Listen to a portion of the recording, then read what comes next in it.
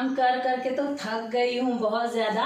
पर कल जो 2 कमेंट आए थे, रोमा जी आपका थैंक यू सो मच, आपने बहुत अच्छा कमेंट किया।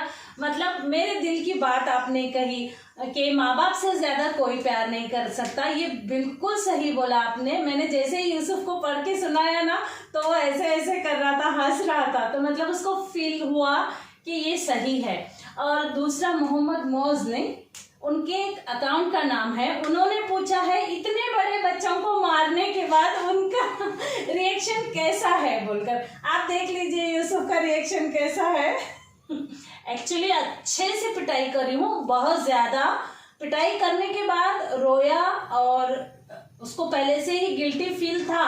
उसको ये फील हो रहा था कि अम्मी अब्बा तो कुछ बोले ही नहीं है तो मैं कुछ भी कर सकता, और मैं ऐसे ही झटक से उठ के मारूंगी तो फिर उसको क्या लगेगा, देखे तो कुछ नहीं मारे।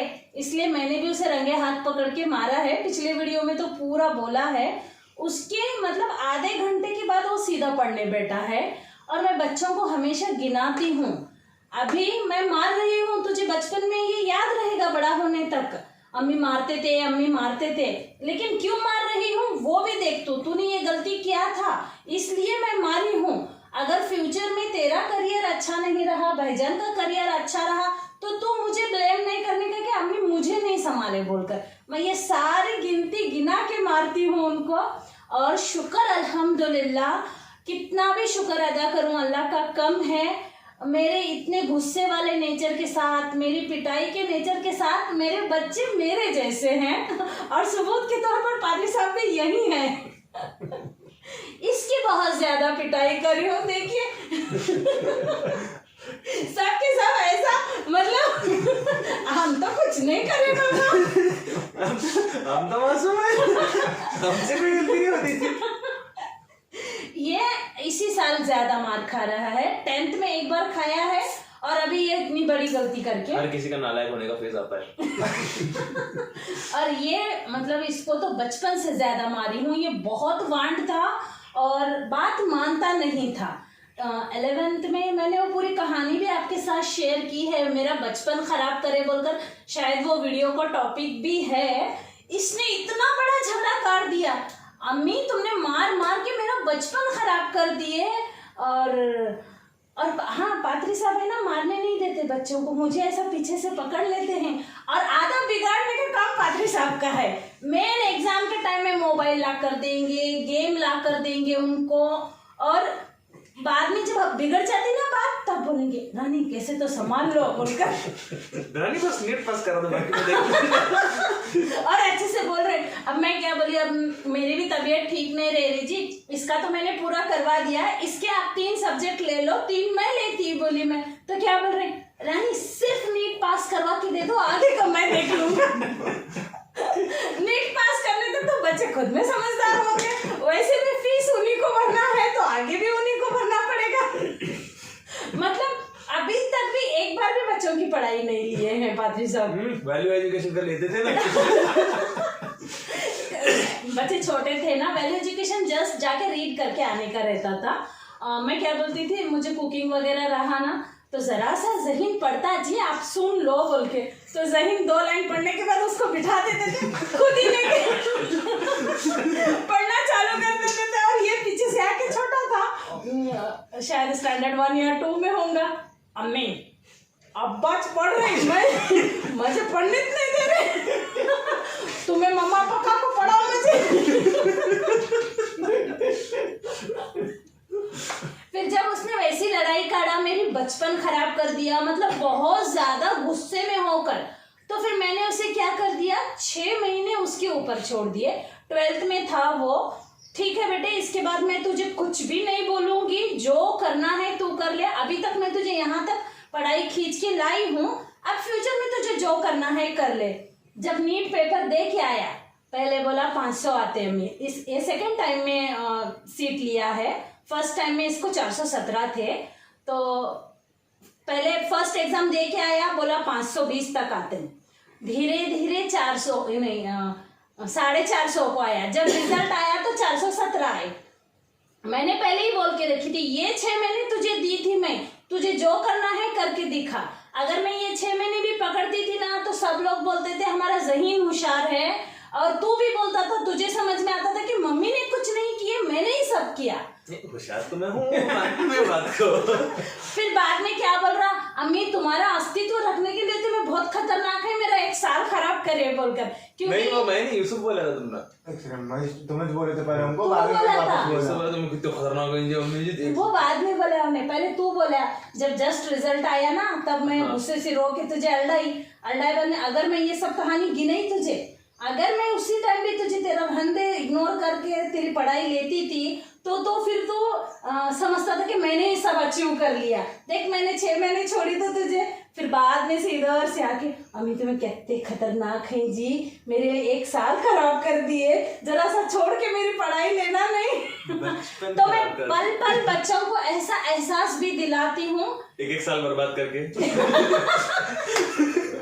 जरूरी था। आज मेरी इज्जत उसके दिल में जो है ना तब नहीं रहती। अगर वो मैं उसे जबरदस्ती करवा भी देती, रहने दो बच्चों का 1 साल जाएगा, ऐसे कुछ करवा भी देती ना, आज जो वो फील कर रहा है मेरे लिए वो नहीं करता है कि नहीं है? वो तो फील तो मैं करता, तब हम नहीं जानते कि तब मैं क्या करता, अभी लोगों को पता भी नहीं चलेगा कभी। क्या उस टाइम पे अगर तुम मुझे पढ़ा देते थे तब मैं क्या फील करता अपने को कभी पता नहीं चलेगा।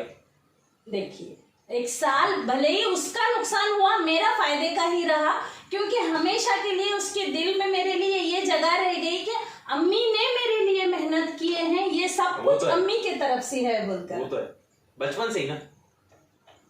देखिए बच्चों को उनकी गलतियां भी बताना चाहिए, उनके साथ प्यार वाला व्यवहार भी करना चाहिए। और मेरी पिटाई सिर्फ 2 के लिए, जब से छोटे थे तब से अभी तक।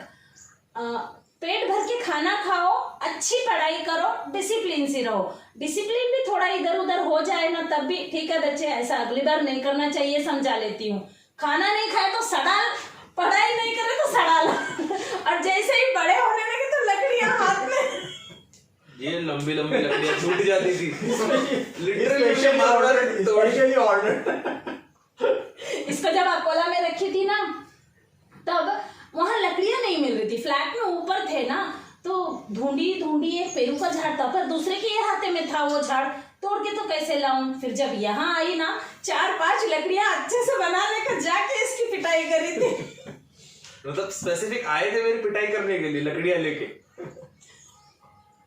वो अकोला वाला वो इंसिडेंट याद है क्या? तुम्हें मुझे पिटाई करते, फिर तुम्हें बाहर गए थे, तुम्हें वापस आ गए, बोले कुछ कर नहीं लिया। एक्चुअली क्या हो गया, ये बड़ा हो गया है, मुझे वो भी दिल में डर है, तो ये पढ़ाई नहीं कर रहा था सही से, बिल्कुल नहीं। और क्लासेस में क्या करते हैं, लेसन नंबर 2 लेते हैं, लेसन नंबर 5 लेते हैं, उसी हिसाब से बच्चे पढ़ाई करते हैं। 1.5 साल निकल जाने के बाद 6 महीने बाकी थे, तो मैंने इसको बोली जो हो गया होने दे, तो लेसन नंबर 1 से चालू कर।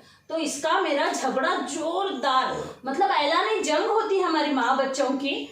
उसके बाद में बहुत ही गुस्सा दिलाया तो मैं उसको बहुत पिटाई करी, फिर मुंह वगैरह धो लिया गुस्से से। फिर मैं इनका फोन आ गया, मैं बाहर बात करने के लिए 3rd फ्लोर से नीचे आ गई। 2 मिनट के बाद मुझे ऐसा क्लिक हुआ, इतना डर गई ऐसे, मतलब लिफ्ट ऊपर थी फिर भी मैं भागते ऊपर चढ़ गई, कहीं ये जंप मार के सुसाइड तो नहीं कर लेगा बोल के। एक लम्हे के लिए मुझे वैसा हो गया था। और मैं क्या कर रहा था, ये मुंह वगैरह धो के गोरा पान हो के पढ़ाई करते जाके देख रहा हूँ तो उसका फेस एकदम अच्छा। मैं बोली जैनो मैं ऐसा सोच के आई रे तेरे लिए बेटे, बोली तो अम्मी ऐसा कुछ नहीं करूंगा, मैं बिल्कुल नहीं करूंगा, जो प्रॉब्लम होगा आपको बोलूंगा।